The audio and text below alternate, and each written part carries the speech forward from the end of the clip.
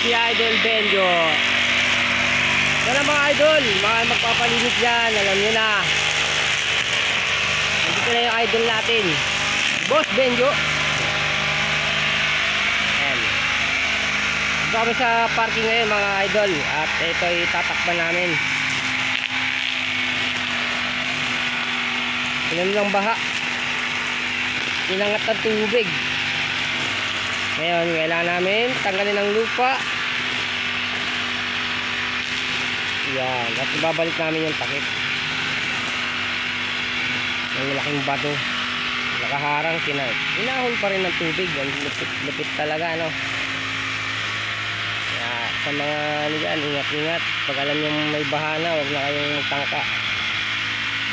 Ano si Idol? Si Idol Benjo,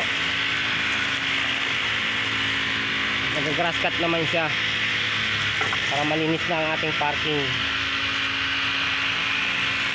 Dahil nga nag-uulan, ayan, nabibilis tumubo yung mga damo, di kawayan, naputol, nabali.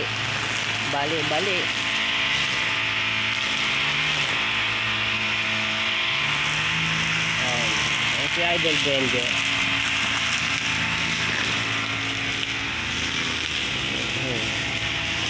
Ito po yung project namin ngayon, ngayong araw ng Sabado. Sa mga naghahanap sa amin dyan, nandito kami ha. Shout out sa inyo.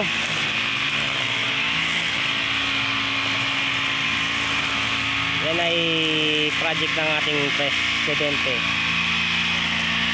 Project ng ating presidente ngayon yan. At sabi nga niya, ito daw ang unahin namin ngayong umaga para walang madisgrasyang mga bata